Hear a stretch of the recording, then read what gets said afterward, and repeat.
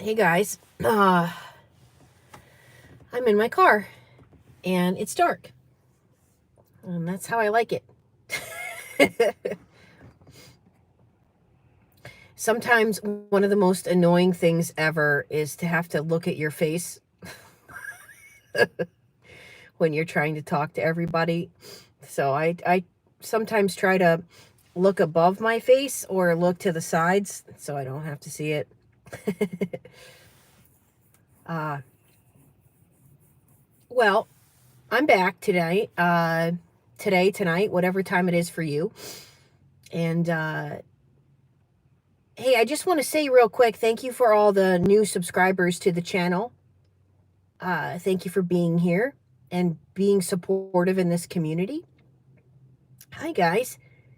Uh, it's very important that we all sort of gather together on this channel, no matter how many years it's been, no matter if it's new for you and what have you, because this is how we're going to put an end to narcissism, is by honestly gathering together on channels such as mine and others to fight the good fight here and try to put an end to this evil operation that these narcissists have been doing since the beginning of time. And it's just only getting worse. So we have to come up with strategies. We have to support each other. We have to make sure that we're rallying in good places so that we can help to fight against this. So thanks for being here. Yeah. Oh, I'm so glad it's been 5 years that you've been following me. Yeah, I'm going on my 6th year, and it's been really, really awesome meeting all of you. I just want to say that it's been such a pleasure to get to know you guys and to feel like we're all not alone here, right? Things are crazy, and things are bad, and people are nuts, you know.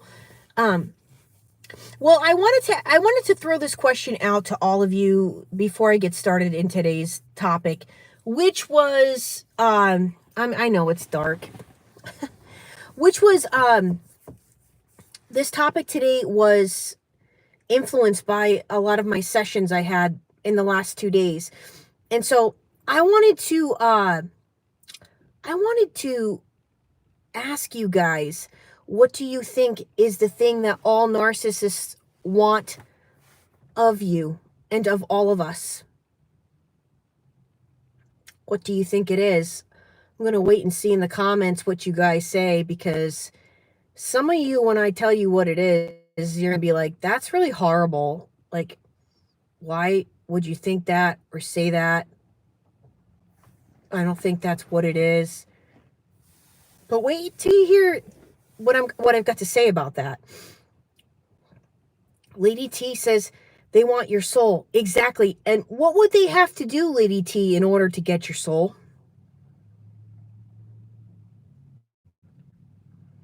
That's right, Kelly. They definitely want us to be miserable in the process. But what do they essentially want out of all of us?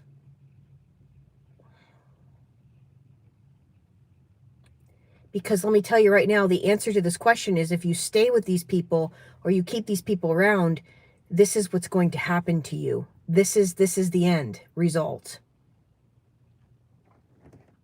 Anybody want to take a stab at it? Your essence, LES. Guys, wearing a dose, death. That's correct. They want us to die. Now, some of you are going to say, Trace, that's awfully harsh. That's harsh. Like, for you to say that they all want us dead, including like if it was like a parent or a child that we're talking here in our lives, that's a narcissist.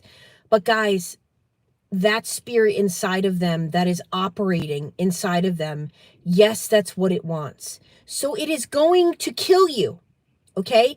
It will work at you because it's working at your health. It's working at your mental health.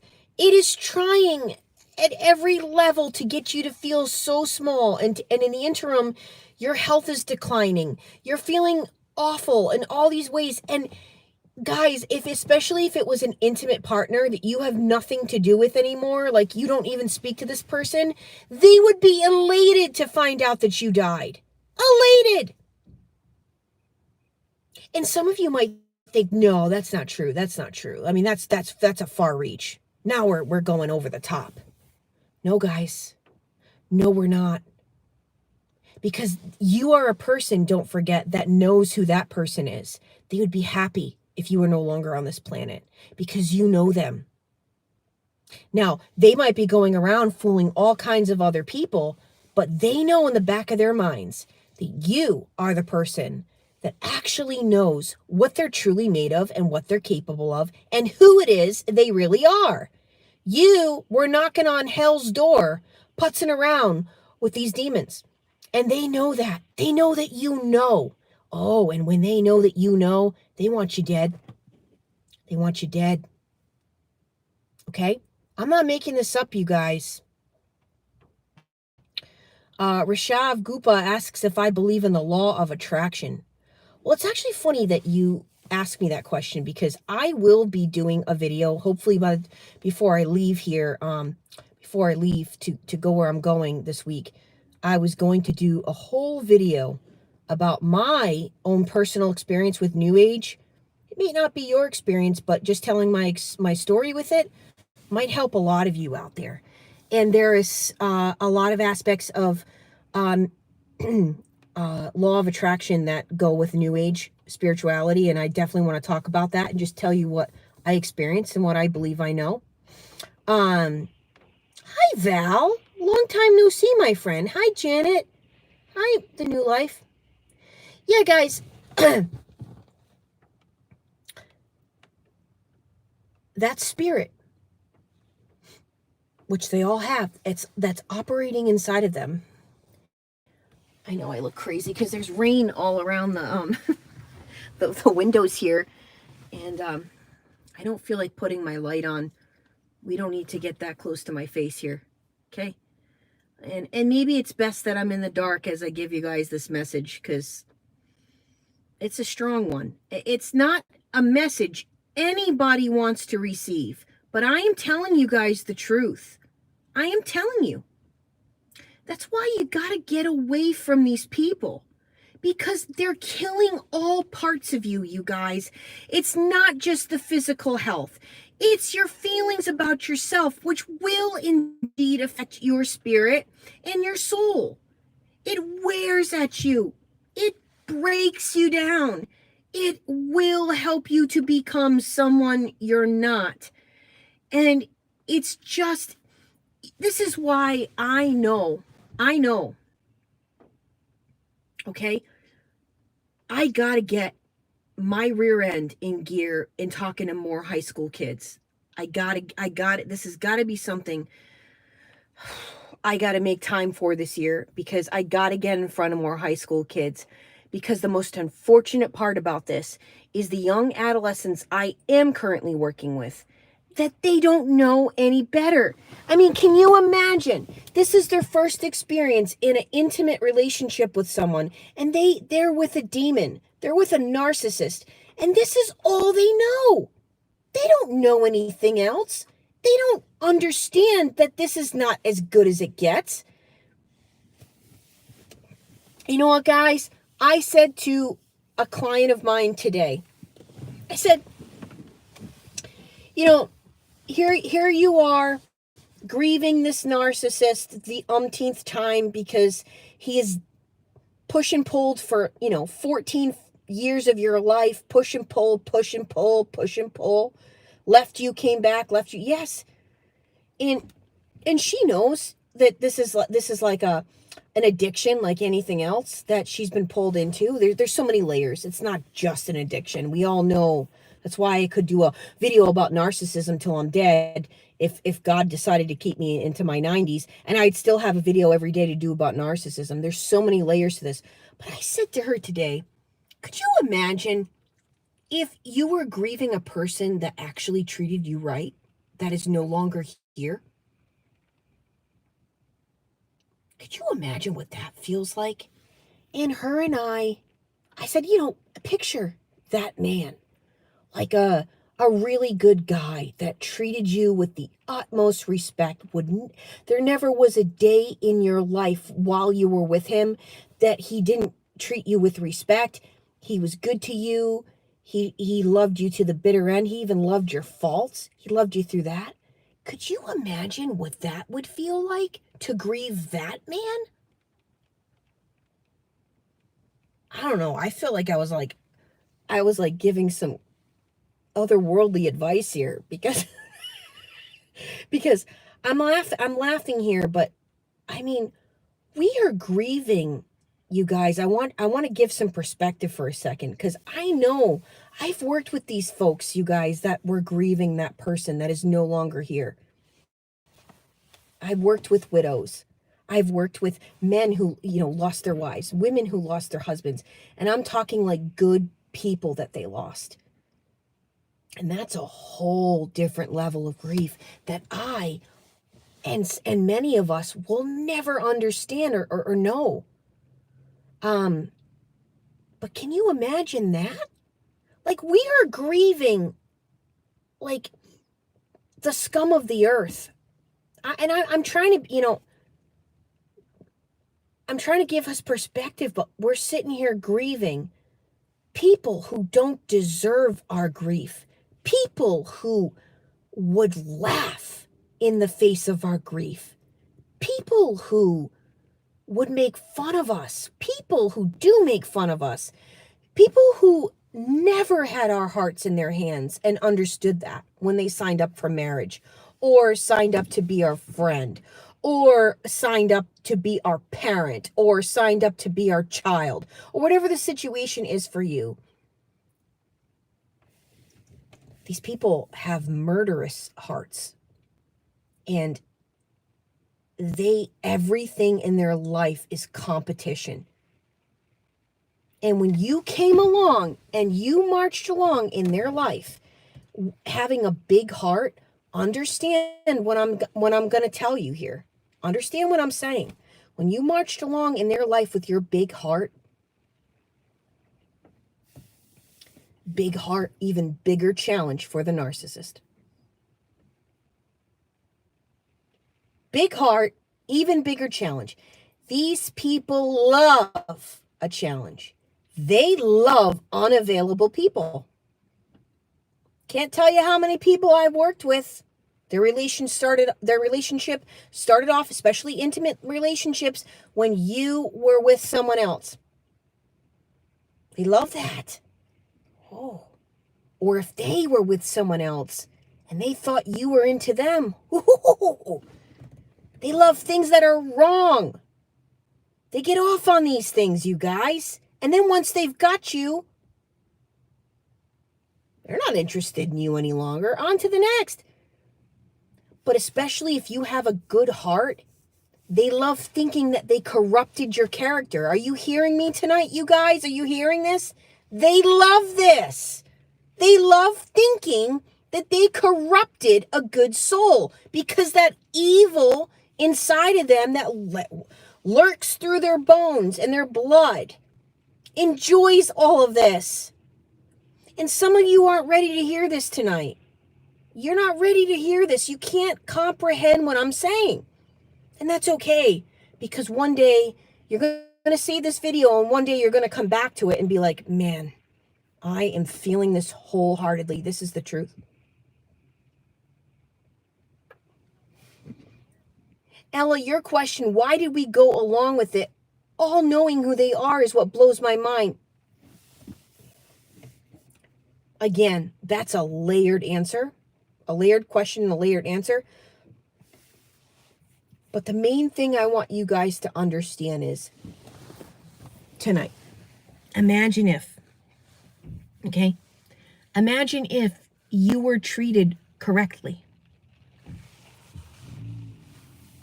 Take a second to think about that. What would that person look like? How would they smile at you? How would they talk to you over the phone? How would they forgive you when you were wrong? How would they wake up next to you? How would they make you feel safe? Huh? How would they be when you really needed them? When you actually were in an emergency situation and you needed someone? How would they be? Picture that person, okay? And I guarantee you, when you come up with that person, that fictitious person in our heads, what that would look like, this is not the person any of us were ever dealing with. We were dealing with, like I said, a subhuman, a parasite, a predator, a selfish, arrogant, self-centered individual where every single thing they did from the moment they got up until the moment they went to sleep was about themselves. And you were just a game. A game. Captain Howdy, shame they don't have a scan type of machine that can exorcise demons at your primary care doctor's office. I know it. Right? Right? Yeah. Emmy says they are tricksters. They are liars, keeping us from serving God. They're a distraction. Yes. Marty, were you the one that I didn't know who I was talking to this morning when I was like in my PMS mode and thinking you were saying you were being a troll? If it was you, I'm so sorry. I'm laughing, but I was so embarrassed. I thought you were saying something else, and I think we cleared it up. Marty says, I'm experiencing some of those things now. I know I'm being watched by them and their horde of followers, tarnishing my name and, it was you. I'm sorry, Marty. Tarnishing my name, you said, and painting negative images of you. First of all, I want to say that when I'm wrong, I'm wrong. And, I didn't understand what you were saying. And I jumped down your throat. So I'm very sorry. I get a lot of trolls on here, so I thought you were saying something you weren't. So, you know, guys, I learned something through all this, and I said it today in group. I said, Jesus said, if we're going to follow him, it's not going to be easy. And he also said, if you're going to follow me, you have to pick up your cross. So here we are. I mean, I'm not saying we're all martyrs and like, you know, this is the, you know, oh, today I talked about the whole idea of endurance and what that actually means biblically. And so yeah, there's layers to endurance, and it's not about being a martyr and talking about that. It's about, what are you going to do in the face of adversity? What are you going to do when your enemy's right in front of you pulling all kinds of stunts? What are you made of? You know, and here's where, again, I was saying in the beginning of the video, where our fellowship coming together on this channel, other channels, commenting, helping each other, this is where this all comes in, because we need tools in our toolbox at all times we can take out, and knowing who we're fighting and when to fight and how to fight. And it's not getting down into their levels. It's not yelling back at them. They love all that.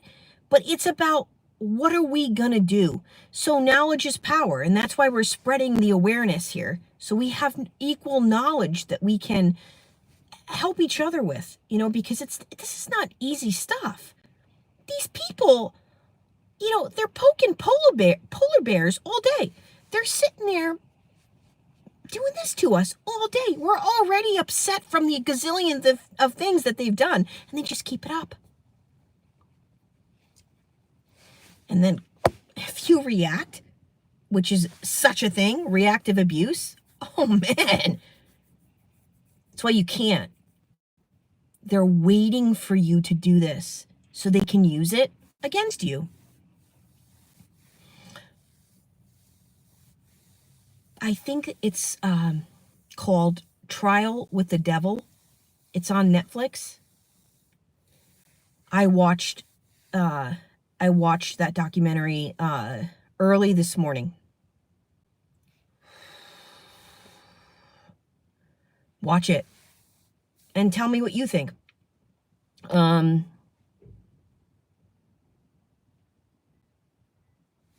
You know, I have spoken about Ed and Lorraine Warren on my channel so many times I can't even say, because they were out there doing things in the 60s, 70s, 80s, 90s that nobody was doing. However, in recent years, I have heard some accusations about them that I didn't want to believe were true. And it's very unfortunate that a lot of people I was looking up to in the years, I don't know how to feel about many of them now. And one of the things that this family in particular were accusing them of in the end of this documentary was, you know, extorting them for money, using their story for books, telling them they were going to get a cut of this book and never giving them that cut. And then I heard a bunch of other things about them in the years, and I didn't want to believe it. And now I'm starting to believe some of these things because enough people are coming forward on them. And they're no longer here. Their son-in-law takes over their paranormal practice. And I don't know. I don't know how to feel, but you have to come, you know, they did a lot of good. I will give them that. I know the work that they did, but there were things that they did that were downright wrong. And, yeah. Having said that, this trial, and I'm not going to give it away, had a lot to do with, did the devil make you do it or not?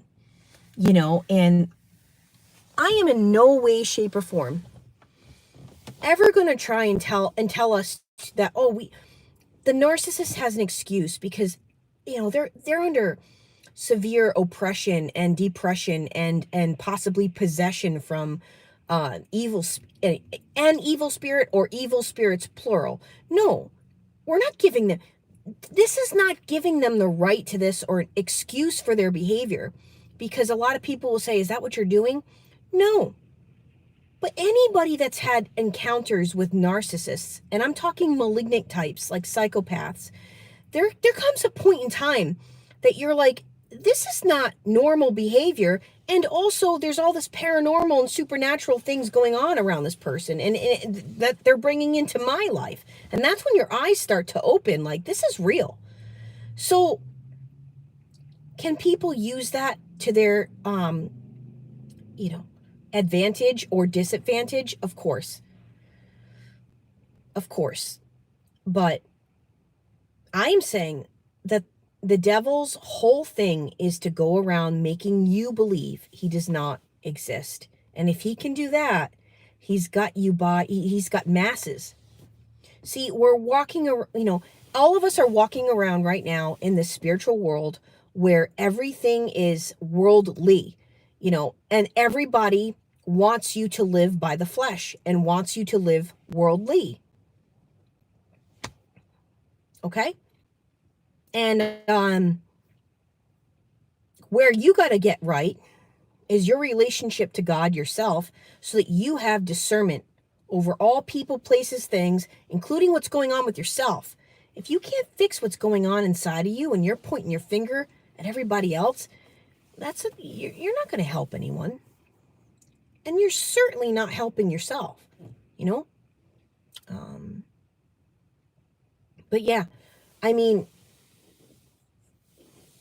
at some point, the malignant narcissist sided with the dark side, sided with Satan, and they're in agreement to their behaviors. They're in agreement to all of it.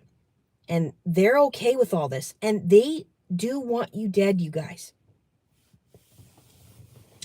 Mark my words on that. Okay? They want to see you fail. They'd be happy if you died. And that is my message tonight. I know you didn't want to hear it, but listen, that's why you got to fight. You got to fight the good fight, and you got to fight even more so knowing there's people out there that would be happy to hear that you didn't make it. That's who you are dealing with. Someone that would have a smirk on their face finding out about your death.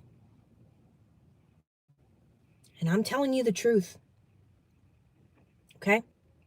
So you get up tomorrow, or whenever you hear this video, I want you to think to yourself, I'm going to get up tomorrow and I'm going to live my best day, no matter what I'm faced with, no matter what I have to endure, no matter what I know is coming this week, or things I'm in fear about.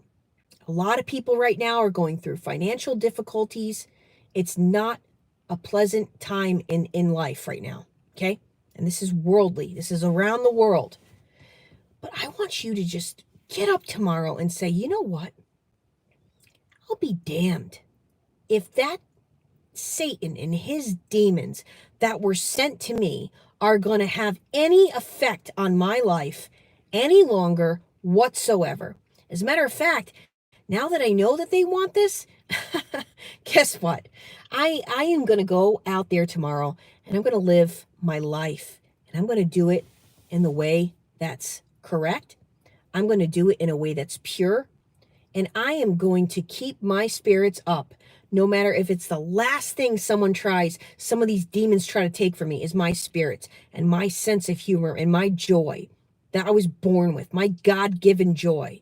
And I'll be damned as well if someone tries to come along and take away my peace, because it ain't happening. Okay? And that's the attitude and the spirit we're all going to have, and we're all going to get moving forward. We're not going to allow them any longer to do this. They're not going to do it. Okay? And so that's my message to all of us. You're going to take everything back. You're going to take your health back. You are going to claim and take your health back. You are going to claim and take your spirit back. And you are going to claim and take your soul back. That was getting sick too. Yes, you're going to claim it all over again. But this time, it's going to be yours and God's. And you're going to align your life with God's will for you. And it doesn't matter if God decides to take me or you out by Friday. He says, hey, your time is up. You're coming with me. I want all of us to get to the point that we're okay with that. We're good with it. We have cleansed ourselves, our spirits, our soul. And we'd be okay with that. Imagine what that is like. Imagine what that feels like to be. And I'm not talking being okay with, oh, come and get me. This world sucks. Okay? Which I think many of us agree. I'm not saying that. I think you get what I'm saying, that I want all of you to claim you back and your life back. And it doesn't have anything to do with these demons. It's about you and God. We're going to ignore what Satan's doing out there. We're going to ignore the demons, because we're going to start tuning into what God says about you and about your life and about who it is he says you are. That's it. That's all you got to do. And the rest, you can kick away like a donkey. Kick it out. Kick it. Donkeys kick from behind. Kick it out. No more of this. I'm speaking to myself tonight too, just so you know. Okay? I'm right with all of you about this crap. And no more crap and cockabaloney and no. We're not claiming this for our lives, guys. We're going to claim more for ourselves and our lives, right? And the first thing I'm going to claim is I'm going to go pick up my groceries here and claim some healthy nutrition over my life, which I desperately need. And I'm going to take it from there. That's it. Well, I love you guys very much. And As Emmy says here, I'll end our live tonight with this. The joy of the Lord is my strength. Amen. Hallelujah. That is it. Okay. Well, guys, thanks again for being a part of my channel and for helping each other. And God bless all of you. And thank you for being here. And thank you for spreading the word about this narcissism caca. Because as we know, also, I'm going to remind all of us the biggest way to get there is positivity. So let's continue to be positive. As Emmy says here, let's continue to set boundaries. Amen. This is where we're going to get to the peace and to, we can smell the caca, but we don't want it in our house. Okay? All right, guys. I'll be back this week. I love you. God bless. I'm Trace Face. As always, it's time we face the truth together.